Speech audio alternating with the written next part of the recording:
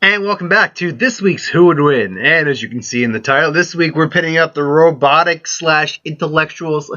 I hear this comparison a lot, maybe because they do a lot with technology in their own right, but they are two different but similar characters.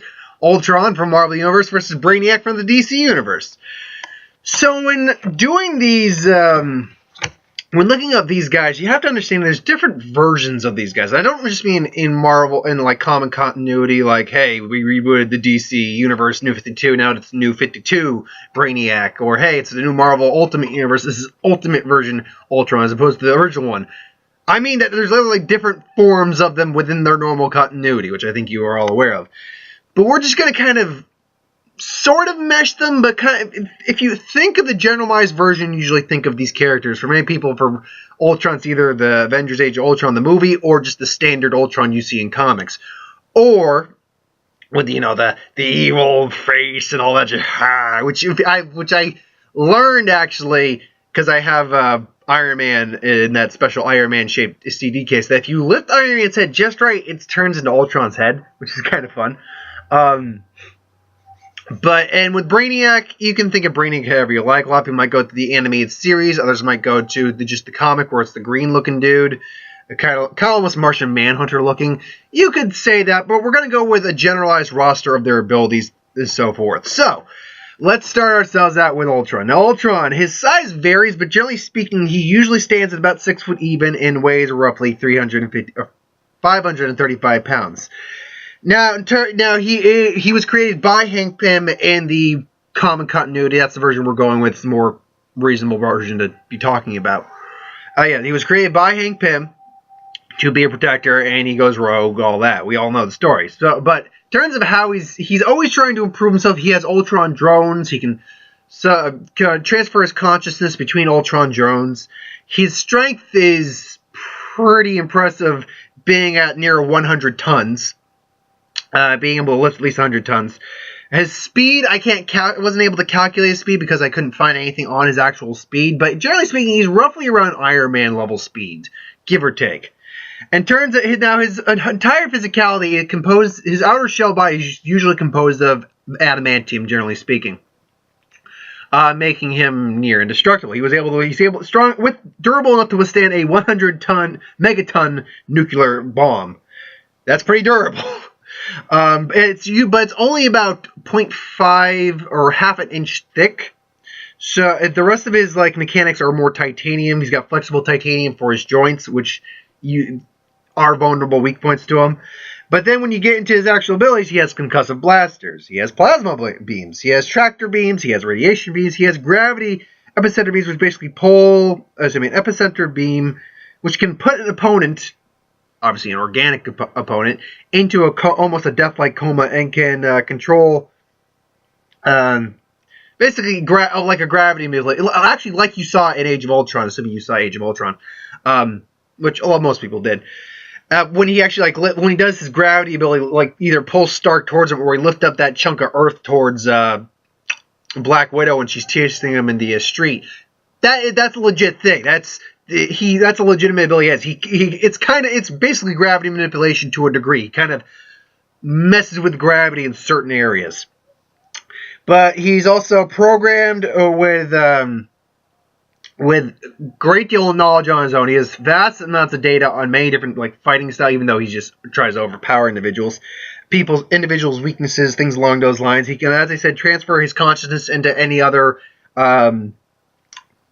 robot or droid that's nearby or computer system, because he's a living computer. He's an AI, so he's capable of taking over technology, infecting it.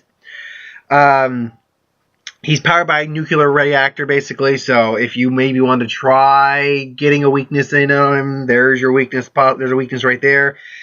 He's weak to vibranium, though, because the adamantium is weak to Antarctic vibranium, anti-metal. Molecular arrangements can damage him. He's a technopath interface and all that. Now, when dealing with his personality, though, personality is an X factor when it comes to the way these two are going to react to each other. In terms of how they react to each other, in terms of Ultron's case, he's not doing this for any other reason than, hey, I feel I need to destroy the Earth, because it is the only way to get to peace. There's only one path to peace: your extinction. Basically. So yeah, he's not caring about keeping you alive. No, unless he does have you, unless it is for some plan in the future. If it is. Yeah, he kept Scarlett Johansson alive for plot reasons. No reason that actually made sense for his character, except, well, no, some reasons, but really he could have just killed her there and been done with her. Not that but he probably felt she wasn't a threat to him at that point, so whatever. Point being is that, yeah, normally he's not going to pay any mind. Now, he's vastly intelligent and can analyze the situation if he deems that. I believe in one alternate, we're not sure if it's an Agent Ultron comic, but something along those lines. He actually, the Avengers actually confronted him. He analyzed the situation that unless he was basically gone for at least for a while, the Earth was doomed and there'd be no point in him conquering it and things along those lines. So he actually analyzed it and really came to the logical conclusion that he actually needed to fake his death, more or less. So he actually lost on purpose for the betterment of the future for a time. So Ultron is logical in thinking that way. He's done by strict logic but also by a, what's the best way to put it? Stubbornness, I suppose, a harshness to him. But anyway, so that's Ultron. Brainiac. Now, he's part of a being of like techno-organics that are basically brilliant computer interfaces, all that.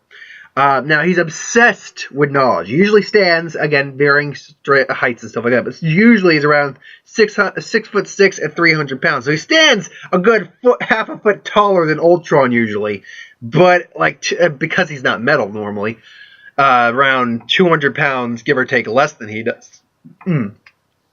So he's got to tower over Ultron when they meet.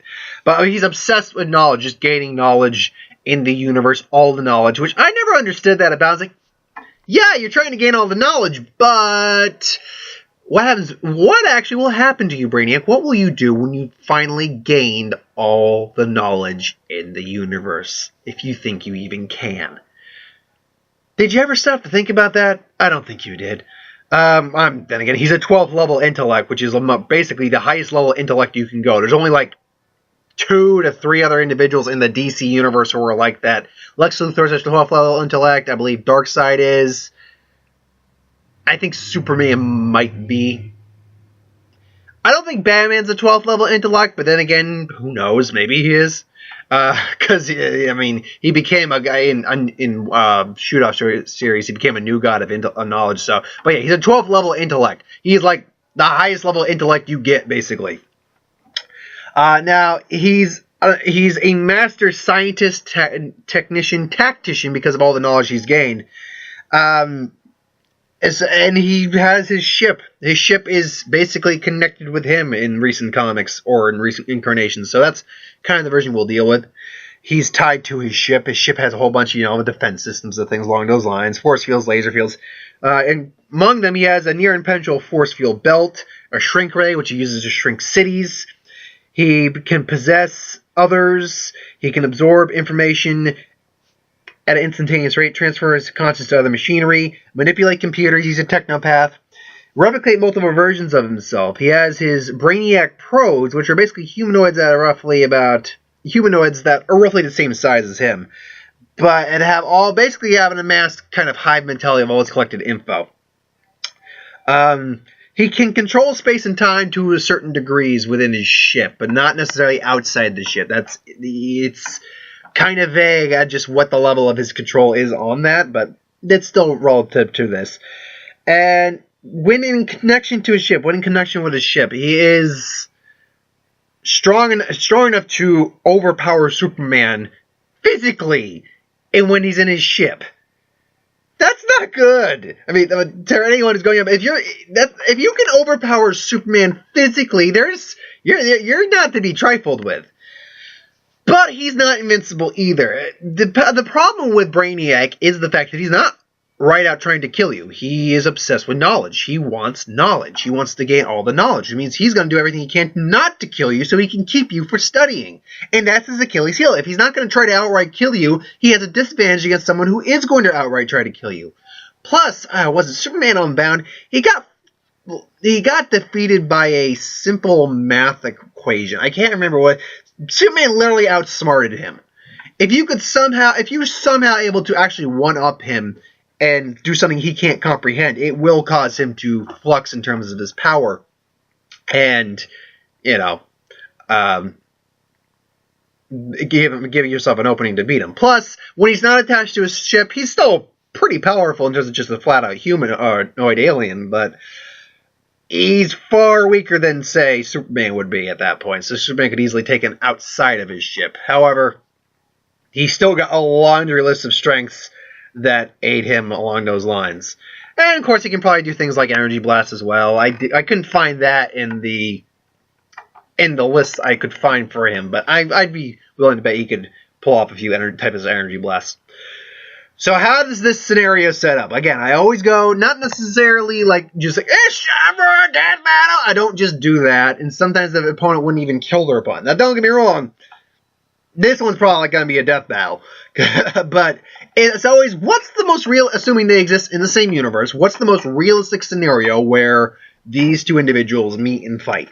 And it's actually a fairly easy question to answer. Ultron is taking over the Earth. It's like Age of Ultron. He's trying to take over the Earth. He's wreaking havoc. And Brainiac decides to come to Earth. It's like, I'm here to collect the collective knowledge of this planet. And then he notices Ultron's drones, goes like, interesting. Analyzing, sends his own drones. So right now, first off, it's going to be a battle of the drones. And in the battle of the drones, I'm actually going to say that, I'm going to say the Ultron drones will take it for sheer number, because, Brainiac could probably just mass produce them infinitely, but he's not going to send out his entire army, whereas Ultron's entire army exists right on Earth right there. So they're probably going to overwhelm him, plus they have the same laundry list of abilities that Ultron does, so gravity manipulation, laser tractor, all that beams. So, and they're not as strong as Ultron's main body usually is, but they're still far higher degree of strength than your normal droid. So, while they're going to be trading blows, clashing, I think the Ultron droids are going to overpower the Brainiac droids, to which Brainiac himself will be, fascinating. And then, fascinating, then goes to examine, while still attached to his ship, basically just annihilates the Ultron drones. Ultron himself now just shows up, so starts examining the other Brainiac, the fallen droids, all the while, and then sees Brainiac. They have a ideological confrontation there. Brainiac was say, fascinating. I was led to believe the humans were the elite species, and the humans are a virus. I have come to defeat them. All the while, a drone is starting to infect probably one of the... Well, because not all of his drones are going to be dead. A drone is probably maybe trying with... Like I said, it's a hive mentality with Ultron. Kind of like with Brainiac. Brainiac's a little different, but more or less hive mentality both ways. He's going to try starting to infect the Brainiac drone while that... But Brainiac, being Brainiac, will know what's going on. It's like, you think it wise to try to enter my systems without my permission? Then just repels the Ultron drone. Just... It's like, and Ultron does have a kind of sense of humor. It's like, can you really blame a guy for trying? And then, I don't know. And it's like, all I know is that you will now pose a threat to my conquering of this planet, and so you must be eliminated. And then just maybe, I don't know, he's probably going to pull the gravity thing and then just... Deck Brainiac, just boom, who goes flying back, who definitely is going to feel it, but right now attached to the ship, not inside the ship, but attached to the ship, he's got definitely strong enough to take that blow. So they're going to trade blows physically for a little bit. Ultron's going to have enough tricks up his sleeve to avoid most of what Brainiac could offer in terms of an actual offense. Because the shrink ray really isn't used for anything other than shrinking down and putting in his collection for a vast knowledge. As far as I know, he doesn't use it as a weapon. And even then, Ultron would probably be analyzing not just Brainiac, but Brainiac's whole ship, alien technology. But being such an advanced mind, he'd be able to identify certain objects, what they can do. And when you're the spawn of Hank Pym, you can identify shrinking tech pretty well. So he can easily see a shrinking rate. If he sees that thing going for him or senses that going for him, he'll just get out of the way or just replace it with one of his drones. So we're going to trade blows. Now, is Brainiac strong enough in his ship? Is he strong enough to break adamantium? I would have no doubt about that. If Thor can break adamantium with effort, and Superman might be stronger than Thor, might be on the same level, whatever. And if he's roughly able to overpower Superman in his ship, I would say he's capable of breaking adamantium. That's not up for debate. I think he can do that, no problem. The question is that will Ultron be able to identify... will Ultron be able to identify the he doesn't have the physical advantage anymore over Brainiac in that ship while firing blasts, blowing stuff up. And here's the thing: both of them are strategists. Both of them are intellectuals. Both of them are technopaths. Brainiac is a bit more of a conqueror, but Brainiac doesn't get as much actual combat experience as Ultron does. And that's not to say he doesn't fight quite a bit. He's gone physically toe-to-toe with Superman on several occasions. But he is an intellectual villain. And he's not trying to, even when he's fighting Superman, he's trying to maybe beat Superman and capture Superman. He'd still be trying to capture Ultron for examination. He might try to possess him. I don't think that would... See... Ultron's too advanced an AI for him trying to possess him to work.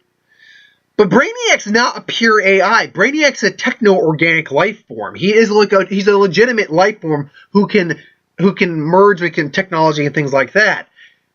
So to try to possess him or infect him with a virus is more like trying to give someone an illness. And and because of that, because he has... Less is not the right term. His main focus is in combat for Brainiac, whereas Ultron himself has gotten into nitty-gritty with supervillains, superheroes all the fucking time. So in terms of actual true combat experience, I say Ultron actually has more combat experience. Now, yes,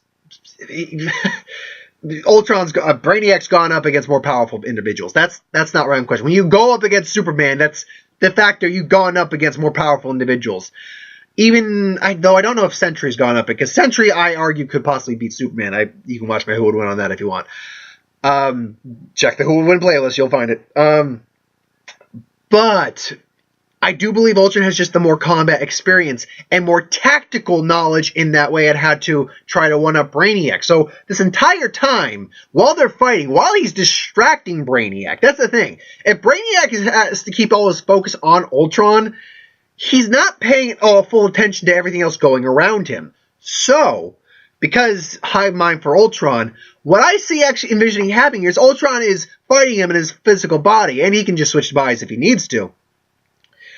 And he's trying to, and Brainiac eventually overpowers him physically and maybe rips his arm off joint-wise. Maybe not the adamantium's broken, but titanium joint, yeah, that gets ripped off. Now Ultron's definitely on this and say, yeah, you will be a much valued research topic, or what would be? It's like I look forward to dissecting you and seeing just what makes that intellect of yours tick.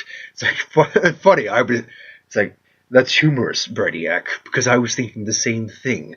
All of a sudden, I envisioned the ship starting to go haywire, things not working. And you would, if this was like an animated movie or a comic, you would suddenly see all these Ultron drones just on the ship, like freaking spiders or ants crawling on the ship on the outside, infecting the ship with with technovirus, was basically possessing the ship.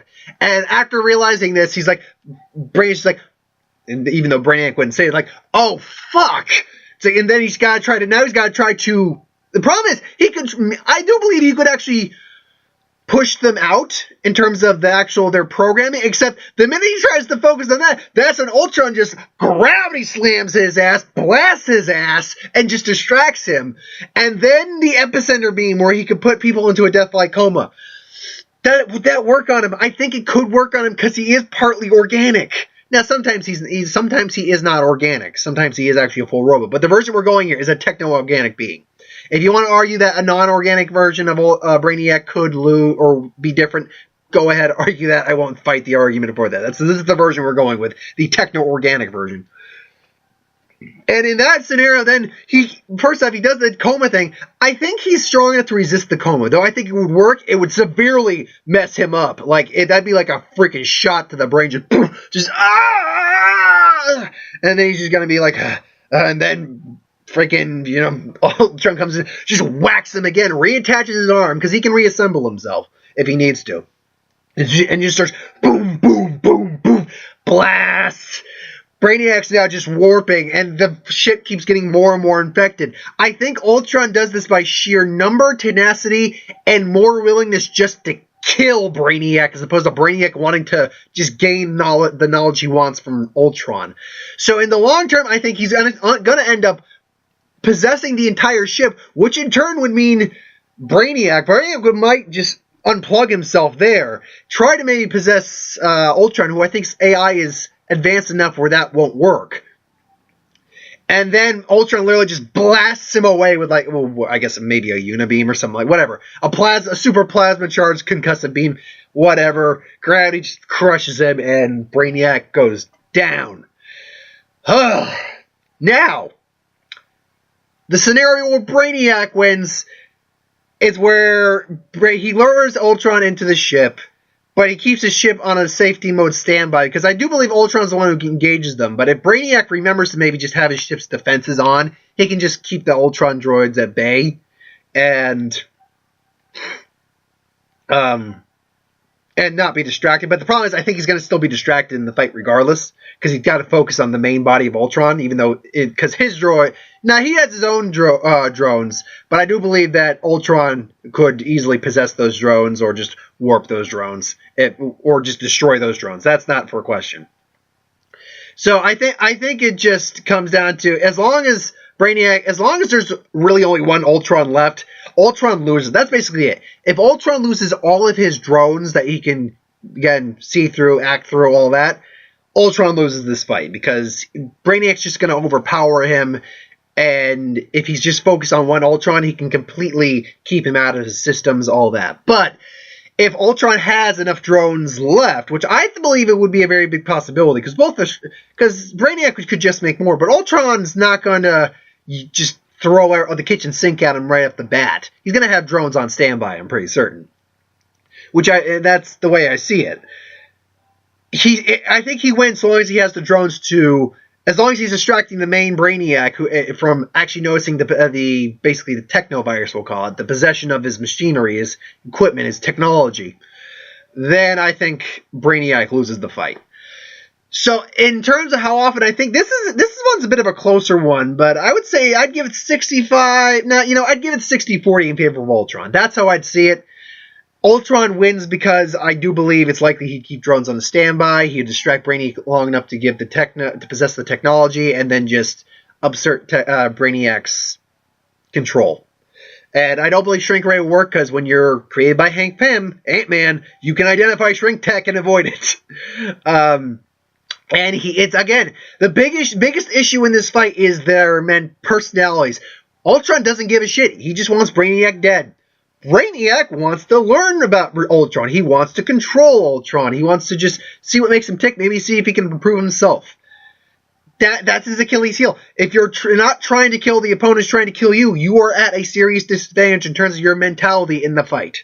So, that's my thoughts on this. 60 to Ultron, 40 to Brainiac, but let me know what you think. If you agreed, if you didn't disagree, let me know. Put it in the comments below. Also, if you got an idea for who would win you'd like to see, put that in the comments below too. I will get to that at some point. I love taking requests. Those are actually fun. It means I don't have to continue going for my list of other ones. So, yeah, thanks for watching. I hope you enjoyed, and see you next time.